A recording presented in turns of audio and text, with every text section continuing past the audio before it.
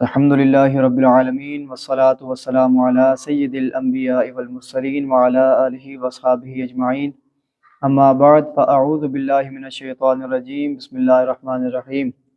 تمام سننے اور دیکھنے والوں کو حافظ زین عباس کا السلام علیکم ورحمۃ اللہ وبرکاتہ۔ الحمدللہ رب العالمین کہ آج ہمارا آسان اور مختصر دورہ خلاصۃ القرآن کا تیسرا روز ہے، جس کے اندر آج ہم تیسرے پارے کا خلاصہ سیکھنے کی کوشش کریں گے۔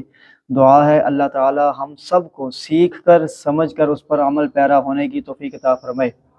تیسرے پارے کے آغاز میں اس امر کا بیان ہے کہ اللہ تعالیٰ کے جتنے بھی نبی جتنے بھی رسول ہیں وہ تمام معزز ہیں، مکرم ہیں،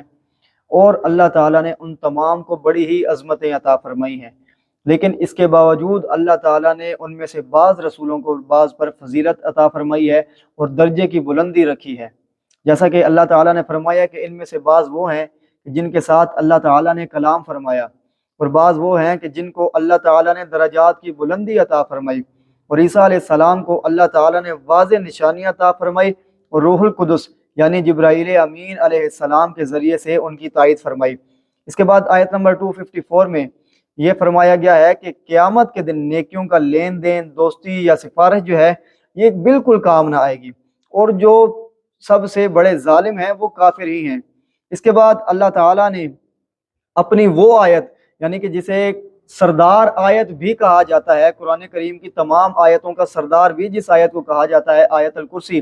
اس کا ذکر ہے، وہ بیان کی گئی ہے، جس کے اندر اللہ تعالیٰ کی وحدانیت کا ذکر ہے، اس کی شان قدرت کا ذکر ہے، شان جلالت کا ذکر ہے، وسعت قدرت کا ذکر ہے۔ اللہ تعالیٰ نے اس کے اندر بے شمار اپنا، اور یہ بھی اللہ تعالیٰ نے اس کے ساتھ فرمایا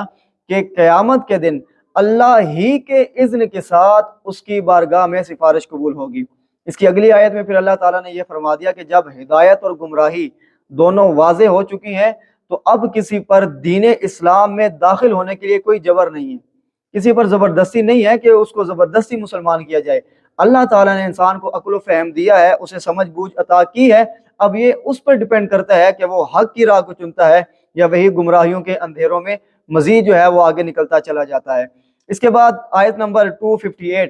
اس کے اندر حضرت ابراہیم علیہ السلام کا نمرود کے ساتھ جو مناظرہ ہوا تھا، جس میں نمرود کو لاجواب کر دیا گیا تھا، یعنی کہ حضرت ابراہیم علیہ السلام نے اسے کہا کہ جو میرا خدا ہے وہ سورج کو مشرق سے نکالتا ہے، میرا خدا سورج کو مشرق سے نکالتا ہے، اگر تو واقعی خدا ہے، جو تو خدائی کا دعویٰ کر رہا ہے جھوٹا، اگر تو خود کو خدا سمجھتا ہے تو ٹھیک ہے، تو سورج کو مغرب سے نکال دے۔ تو یہ وہ دلیل تھی، یہ وہ مناظرہ تھا جس کے اندر نمرود جو ہے وہ لاجواب ہو گیا تھا۔ اس کے بعد آیت نمبر 259 میں اللہ تعالیٰ نے اپنے محبوب بندے، اب بعد مفسرین کرام کا فرمان ہے کہ یہاں محبوب بندے سے مراد حضرت عزیر علیہ السلام ہے۔ حضرت عزیر علیہ السلام اللہ تعالیٰ نے ان کو حیات بعد الموت یعنی کہ موت کے بعد دوبارہ جو زندگی ہے وہ سمجھانے کے لیے ان پر 100 سال تک موت کو طاری کیے رکھا، اور جب ان کو دوبارہ 100 سال بعد زندہ کیا تو ان کا جو کھانا تھا وہ ایسے ہی تر و تازہ پڑا ہوا تھا جیسے 100 سال پہلے پڑا ہوا تھا، اور جو ان کا دراز گوشت یعنی کہ جو غذا تھا وہ گل سڑ چکا تھا۔ یعنی کہ آپ یہ سمجھ لیجئے کہ 100 سال بعد جب حضرت عزیر علیہ السلام کو زندہ کیا گیا، ان کا کھانا تازہ ہے اور جو ان کا گدھا ہے وہ سڑ گیا ہے، اور پھر اس کے بعد اللہ تعالیٰ نے جو گدھا تھا اس کو زندہ کیا، اور پھر حضرت عزیر علیہ السلام کو یہ بات سمجھائی کہ میں اس طریقے سے مردوں کو دوبارہ سے زندہ کروں گا۔ اس کے بعد آیت نمبر 260 کے اندر حضرت ابراہیم علیہ السلام کے قلب اطہر کو اطمینان دلانے کے لیے اللہ تعالیٰ نے حیات بعد الموت کا معجزہ دکھایا، یعنی کہ اللہ تعالیٰ نے فرمایا کہ آپ 4 پرندے لیجئے، ان کو ذبح کیجئے، اور ان کے جو گوشت کے ٹکڑے ہیں وہ پہاڑ کی چاروں جانب پھیلا دیجئے۔ حضرت ابراہیم علیہ السلام نے ایسا ہی کیا۔ پھر اللہ تعالیٰ کے حکم سے جب حضرت ابراہیم علیہ السلام نے ان کے معروف ناموں سے ان کو پکارا تو جو ان کے گوشت کے جو ٹکڑے تھے جو پہاڑوں کے ارد گرد پڑے ہوئے تھے وہ تمام یکجا ہو گئے، ان میں جان پیدا ہو گئی، اور وہ حضرت ابراہیم علیہ السلام کی آواز پر ان کے قریب دوڑے چلے آئے۔ اس کے بعد آیت نمبر 261 کے اندر اللہ تعالیٰ کی راہ میں جو مال خرچ کرنے کا اجر ہے اس کا ذکر ہے کہ بندے کا اخلاص اور اللہ تعالیٰ کے فضل سے جو ثواب ہے اللہ تعالیٰ کی راہ میں مال خرچ کرنے کا وہ 1400 گنا تک بڑھا دیا جاتا ہے۔ اس کے بعد اگلی آیت کے اندر یہ بھی بتایا گیا کہ جو لوگ اللہ کی راہ میں مال خرچ کرتے ہیں احسان جتلانے کے لیے یا لوگوں کو دکھانے کے لیے، ریاکاری کے لیے کہ لوگوں کی واہ واہ بٹور سکیں، اس وجہ سے اگر وہ اللہ کی راہ میں مال خرچ کرتے ہیں تو ان کے وہ اعمال، ان کا وہ دیا ہوا مال جو ہے وہ ضائع ہو جائے گا۔ اس کے بعد آیت نمبر 263 اور 264 میں اللہ تعالیٰ نے یہی اخلاص اور ریاکاری دونوں جو صورتیں ہیں اللہ تعالیٰ کی راہ میں مال خرچ کرنے کی، ان کے متعلق اللہ تعالیٰ نے دو مثالیں واضح بیان فرما دی ہیں، اور اسی کے بعد اللہ تعالیٰ نے فرمایا کہ اللہ کی بارگاہ میں، اللہ تعالیٰ کی راہ میں ناقص اور ناکارہ چیز صدقہ نہ کرو۔ انسان خود نفیس ہے، پاکیزہ ہے، عمدہ چیزوں کو پسند کرتا ہے، تو کیسے ممکن ہے کہ جس نے اس کو بنایا اس کی پاکی کا عالم کیا ہوگا، پھر انسان اس کی بارگاہ میں جو ہے وہ ناقص چیز کو جو ہے وہ صدقہ کرے۔ تو اللہ تعالیٰ نے اس چیز سے منع فرمایا ہے کہ اگر دینا ہے تو پھر اس کی بارگاہ میں بھی عمدہ چیز کا صدقہ کرو۔ اس کے بعد آیت نمبر 273 کے اندر اللہ تعالیٰ نے یہ بیان فرمایا کہ صدقات اور خیرات کے حقدار لوگ کون ہیں۔ اس کے حقدار وہ لوگ ہیں جو اللہ تعالیٰ کی راہ میں جہاد کرتے ہیں، اس کے حقدار وہ لوگ ہیں جو دین کی تعلیم و تعلم کا کام کرتے ہیں، یعنی دین پڑھتے ہیں، پڑھاتے ہیں، سیکھتے ہیں، سکھاتے ہیں۔ دور حاضر میں اگر اسے مراد لے لیا جائے تو ہمارے مدارس ہیں کہ جو کام کر رہے ہیں، اور آگے پھر ان کی نشانی بھی بیان فرما دی کہ یہ وہ ہیں کہ بالکل انہیں فرصت نہیں ہوتی دین کا علم سیکھنے کے علاوہ کہ یہ کوئی اور کام کر سکیں۔ اس کے بعد اللہ تعالیٰ نے آیت نمبر 275 کے اندر سود خور کی مثال بیان فرمائی ہے۔ اللہ تعالیٰ نے فرمایا کہ سود خور کی مثال ایسے ہی ہے کہ شیطان نے اس کو چھو کر مخبوط الحواس کر دیا ہو۔ اور پھر اس کے آگے اللہ تعالیٰ نے بیان فرمایا کہ سود کی حرمت کا حکم آنے کے بعد سود کا جو لین دین ہے اس کو ترک کر دو۔ اب آپ کے لیے، میرے لیے، ہم پاکستانیوں کے لیے لمحہ فکریہ تو ہے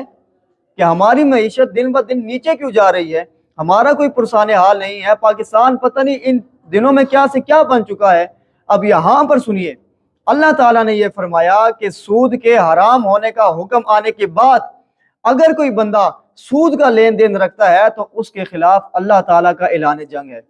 تو پھر جس کے خلاف اللہ تعالیٰ کا اعلان جنگ ہو، کیسے ممکن ہے کہ وہ کسی بھی قسم کی کوئی ترقی کر سکے؟ تو یہ بھی ہمیں ضرور سمجھنے اور سوچنے کی ضرورت ہے۔ اس کے بعد آیت نمبر 282 میں اللہ تعالیٰ نے مالی معاملات، تجارت اور لین دین کے جو ہیں وہ بنیادی اصول بیان کیے ہیں۔ آیت نمبر 284 کے اندر اللہ تعالیٰ نے فرمایا کہ تم اپنے دل کی بات کو چھپاؤ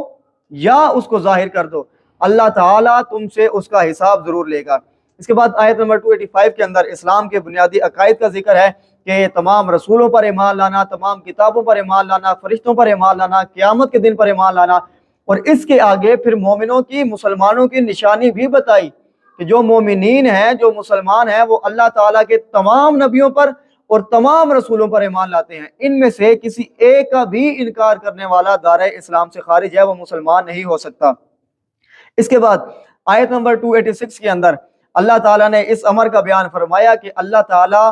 کسی شخص کو ایسے حکم کا مکلف نہیں بناتا جس کی وہ استطاعت نہ رکھتا ہو،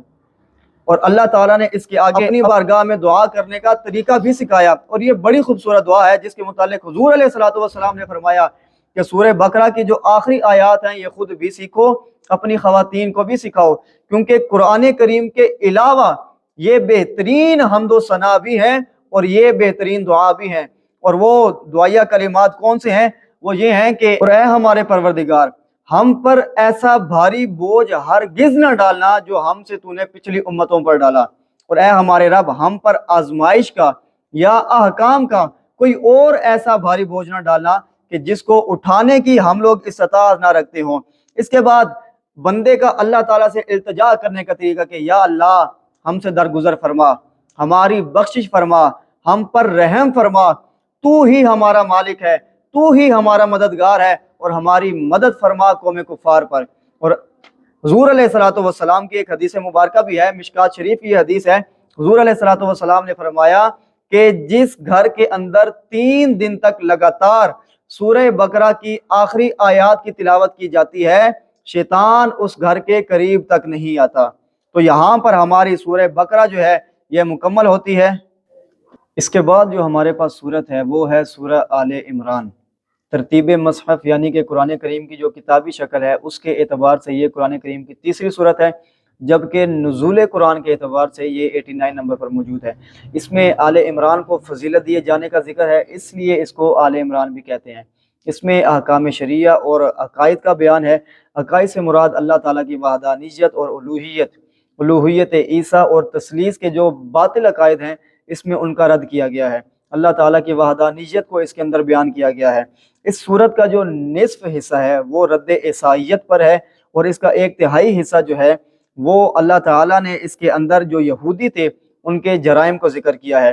احکام شریعہ میں فرضیت حج آ جاتے ہیں، اور اس کے بعد جہاد کی فرضیت کا حکم آ جاتا ہے، سود کے حرام ہونے کا، اور اس کے بعد جو لوگ زکوٰۃ ادا نہیں کرتے ان کی سزا، اور منافقین کو زجر و توبیخ کرنے کا یہاں پر بیان آ جاتا ہے۔ سورہ آل عمران کی جو ابتدا ہے وہ حروف مقطعات سے ہوتی ہے۔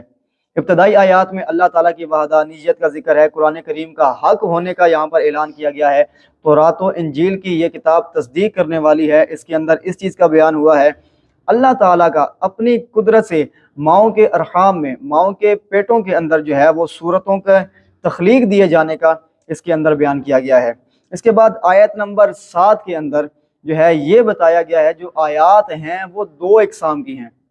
اب وہ 2 اقسام کون سی ہیں؟ ان میں سے پہلی ہے محکم اور دوسری ہے متشابہ۔ محکم آیات سے مراد یہ ہے کہ یہ وہ آیات ہوتی ہیں کہ جن کا معنی جو ہے بالکل واضح ہوتا ہے، اس کے اندر احکام شرعی آ جاتے ہیں، جیسا کہ حلال و حرام آ جاتا ہے، فرائض و واجبات آ جاتے ہیں، حدود و فرائض آ جاتے ہیں، کیا کرنا ہے اور کس چیز سے رکنا ہے، اس کا جو بیان ہے وہ احکام یہ محکم آیتوں کے اندر آ جاتا ہے۔ دوسری ہمارے پاس متشابہ ہیں، اور ان آیات کا جو آخری اور قطعی معنی ہے وہ صرف اور صرف رب تعالیٰ کی ذات جانتی ہے، لیکن ان پر ایمان لانا بھی جو ہے وہ قطعی طور پر فرض ہے۔ ایسا نہیں ہے کہ انسان ان کے اندر کسی قسم کی، جبکہ اللہ تعالیٰ نے خود فرمایا کہ جن کے دلوں میں کجی ہے فتنہ جوئی کے لیے، وہ یہ جو اللہ تعالیٰ نے متشابہ آیات بیان فرمائی ہیں، متشابہات کے محمل یعنی ان سے مراد لینے کے لیے وہ کنایات کے در پہ ہوتے ہیں، لیکن پھر آگے فرمایا کہ ان کا جو قطعی، ان کا جو آخری اور ان کا جو اصلی حقیقی معنی ہے وہ صرف اور صرف رب تعالیٰ کی ذات جانتی ہے۔ پھر اس کے آگے اللہ تعالیٰ نے فرمایا کہ جنہیں علم دین کے اندر مہارت حاصل ہے، یعنی کہ جو ماہر ہیں علم دین کے، وہ یہ کہتے ہیں کہ ہم ان پر ایمان لاتے ہیں، وہ زیادہ بحث مباحثے کے اندر نہیں پڑتے، ہم ان پر ایمان لاتے ہیں اور یہ ہمارے رب کی طرف سے نازل کردہ ہے۔ اس کے بعد آیت نمبر 24 میں بتایا گیا کہ اللہ تعالیٰ انسان کو کس طریقے سے آزماتا ہے۔ اس کے اندر بتایا گیا کہ جو مال و متاع ہے، دنیا کا ساز و سامان ہے، اس کو انسان کے سامنے مزید مزین کر کے، آراستہ کر کے، مزید پرکشش بنا کر اس کے سامنے رکھ دیا جاتا ہے۔ اب اس کے اندر عورتیں بھی شامل ہیں، بیٹے بھی شامل ہیں، سونا چاندی، یا دور حاضر میں آپ سمجھ لیں ہر وہ چیز جو انسان کے دل میں دنیا کی محبت بڑھائے، سمجھ لیجئے وہ اللہ تعالیٰ کی طرف سے آزمائش کا ذریعہ ہے۔ اب آپ کو اور مجھے بڑا ہی اچھے طریقے سے پتہ ہے کہ انسان کو کیا کیا چیزیں جو ہیں وہ بڑی خوبصورت ہو کر نظر آتی ہیں، تو ہمیں ان سے بچنے کی ضرورت ہے۔ کیوں؟ کیونکہ کامیاب انسان وہی ہے جو اللہ تعالیٰ کی طرف سے نازل کردہ آزمائش پر پورا اترے۔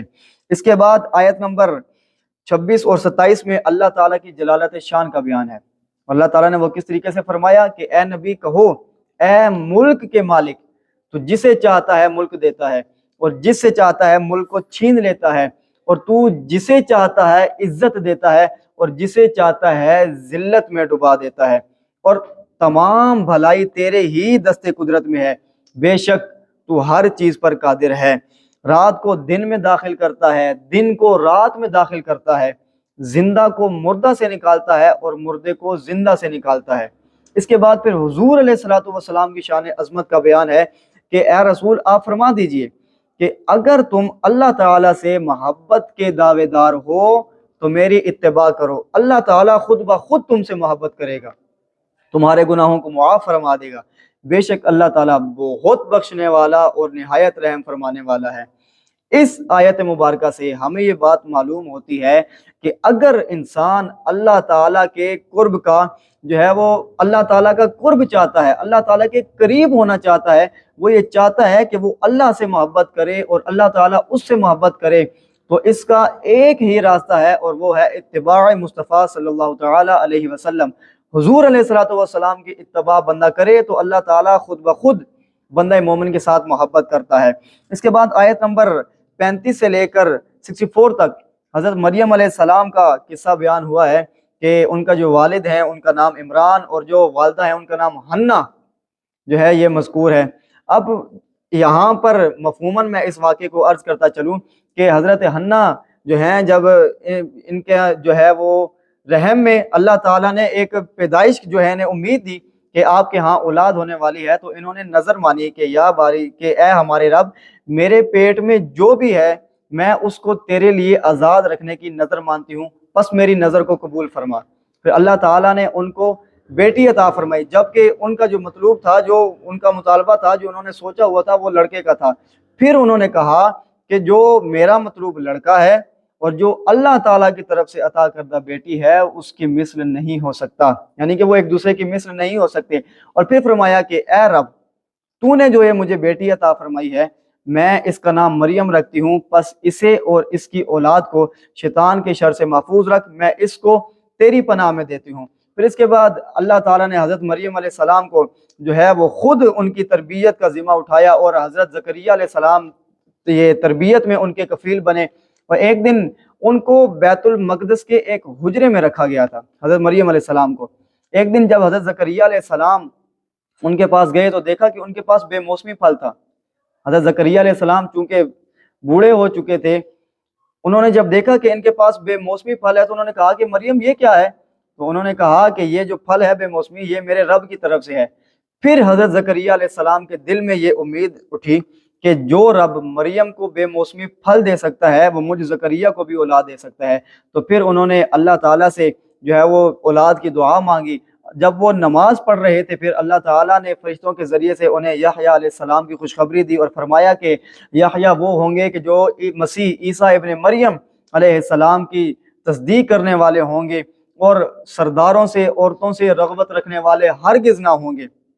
پھر زکریا علیہ السلام کو اور ان کی بیوی کو بڑھاپے میں جو اولاد دی جا رہی تھی اس کی نشانی یہ بتائی گئی کہ ان کی علامت یہ ہے کہ تم لوگ 3 دن تک جو ہے وہ لوگوں سے سوائے اشاروں کی گفتگو نہ کرو گے۔ اور بظاہر نا امیدی کی جو عمر تھی، یعنی کہ اب اتنے بوڑھے ہو چکے تھے کہ جو بچہ تھا اس کی پیدائش تقریباً ناممکن تھی، اس میں جو آپ لوگوں کو بچہ دیا جا رہا ہے اس میں اللہ تعالیٰ کا شکر بجا لاؤ، اس کا ذکر کرو، اس کی تسبیح بیان کرو۔ اور پھر اس کے بعد اللہ تعالیٰ نے فرشتے ہی کے ذریعے سے حضرت مریم علیہ السلام کو عیسیٰ ابن مریم علیہ السلام کی بشارت دی کہ آپ کے ہاں بیٹا ہوگا۔ جب یہ بتایا گیا، پھر آگے ان کے اوصاف بھی بتائے گئے کہ یہ ہوں گے جو دنیا و آخرت کے اندر بڑے ہی عزت والے ہوں گے اور پختہ عمر کے اندر لوگوں سے باتیں کریں گے، تورات کی، انجیل کی تعلیم دینے والے ہوں گے۔ پھر اس کے بعد حضرت مریم علیہ السلام نے تعجب کا اظہار کیا کہ بن بیاہی جو لڑکی ہے اس کی ہاں اولاد کیسے ہو سکتی ہے؟ تو اللہ تعالیٰ نے فرمایا کہ جب اللہ تعالیٰ کسی کام کا ارادہ کر لیتا ہے تو پھر ظاہری اسباب جو ہیں اس کے لیے ضروری نہیں ہوتے، بس اتنا ہی کافی ہے کہ اللہ تعالیٰ نے فرما دیا کہ ہو جا تو بس وہ کام ہو جاتا ہے۔ پھر حضرت عیسیٰ علیہ السلام کی پیدائش کا ذکر ہے، اس کے بعد ان کے جو معجزات تھے، یعنی اذن الہی سے مٹی سے پرندہ بناتے تھے، اس کے اندر جان آ جاتی تھی، جو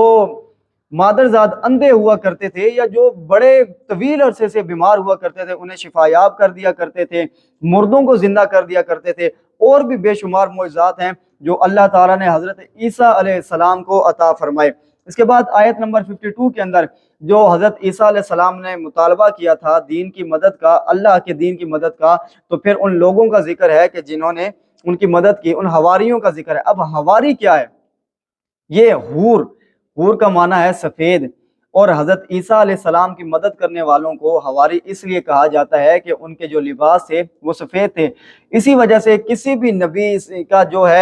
ان کی مدد کرنے والے ہوتے ہیں ان کو پھر اسی طریقے سے حواری کہا جاتا ہے۔ اسی لیے تو حضور علیہ السلام نے فرمایا کہ ہر نبی کے حواری ہوتے ہیں، میرا حواری جو ہیں وہ زبیر بن عوام ہے۔ اس کے بعد پھر حضرت عیسیٰ علیہ السلام کی آسمان کی طرف اٹھائے جانے کا ذکر ہے۔ پھر اس کے بعد اللہ تعالیٰ نے فرمایا کہ جس طریقے سے اللہ تعالیٰ نے حضرت آدم علیہ السلام کو مٹی سے پیدا کیا کن فرما کر، اسی طریقے سے اللہ تعالیٰ نے حضرت عیسیٰ علیہ السلام کو بن باپ کے پیدا کیا۔ نجران کے جو نصارہ تھے انہوں نے قطعی دلائل آنے کے باوجود جو ہے وہ حق کو ماننے سے انکار کر دیا تھا۔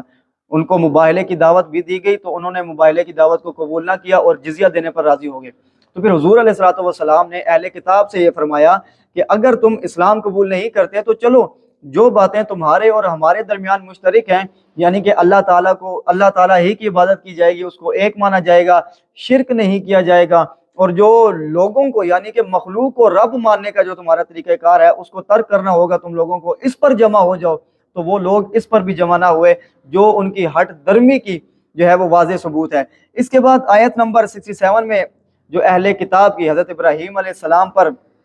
جھوٹے جو ان لوگوں نے الزام لگائے تھے کہ وہ یہودی یا نصرانی ہے، یہ ان کا رد پھر یہاں پر کیا گیا کہ وہ ملت حنیف پر تھے اور مشرکین میں سے نہ تھے، اس میں اس کا ذکر کیا گیا ہے۔ اور پھر آیت نمبر 69 سے یہاں سے آغاز ہو رہا ہے اہل کتاب کی کئی اخلاقی برائیوں کا کہ جو وہ لوگ کیا کرتے تھے۔ پھر آیت نمبر 177 میں اللہ تعالیٰ نے فرمایا کہ جو لوگ اپنے عہد اور اپنی قسموں کے عوض تھوڑی قیمت لیتے ہیں، اللہ تعالیٰ ان لوگوں کے لیے آخرت کے اندر کوئی حصہ نہیں رکھے گا، ان سے اللہ تعالیٰ کلام بھی نہیں فرمائے گا اور نہ ہی اللہ تعالیٰ ان کو پاکیزہ کرے گا۔ اس کے بعد آیت نمبر 81 کے اندر اس عظیم واقعے کا بیان ہے کہ جس میں اللہ تعالیٰ نے تمام نبیوں سے پختہ عہد لیا۔ فرمایا اے رسول یاد کیجئے جب ہم نے تمام نبیوں سے پختہ عہد لیا کہ جب ہم آپ کو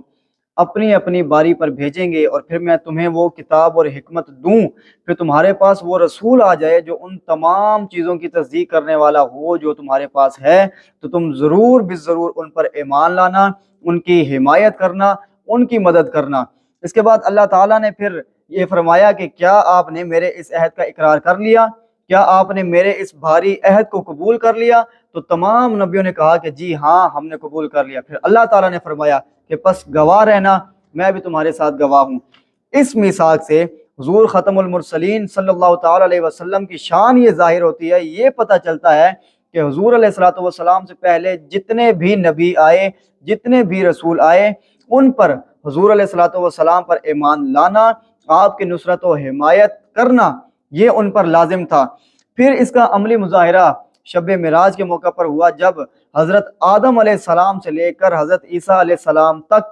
تمام نبیوں نے حضور علیہ الصلوۃ والسلام کی اقتداء میں نماز پڑھی اور امام الانبیاء ہونے کا وہاں پر عملی مظاہرہ ہوا۔ اس کے بعد کی جو آیتیں ہیں یعنی کہ جو آخری آیات ہیں اس پارے کی، اس کے اندر فرمایا گیا کہ یہ دین جو ہے یہ ایک تسلسل کا نام ہے جو حضرت آدم علیہ السلام سے لے کر حضرت محمد مصطفیٰ صلی اللہ تعالیٰ علیہ وسلم تک اور جو ابھی تک چلا آ رہا ہے، جس کی طرف دعوت دی جا رہی ہے، یہ وہی دین ہے۔ اور حضرت ابراہیم علیہ السلام، حضرت اسماعیل علیہ السلام، حضرت اسحاق علیہ السلام، حضرت یعقوب علیہ السلام، ان کی اولاد اور حضرت موسیٰ و عیسیٰ علیہ السلام، یہ تمام نبی جس کی دعوت دیتے آئے ہیں، یہی وہ دین اسلام ہے۔ اور پھر آگے فرمایا کہ اگر کوئی شخص دین اسلام کو چھوڑ کر کسی اور دین کے اندر پناہ چاہتا ہے، پناہ اختیار کرتا ہے، تو یقیناً وہ نقصان اٹھانے والوں میں سے ہو جائے گا۔ اس کے بعد کی جو آیت ہے آیت نمبر 86 اور 88، اس میں اللہ تعالیٰ نے ایمان لانے کے بعد جو کفر کرتے ہیں ان کے بارے میں فرمایا کہ ان کے جو عذاب ہیں ان کے اندر بالکل بھی تخفیف نہ کی جائے گی،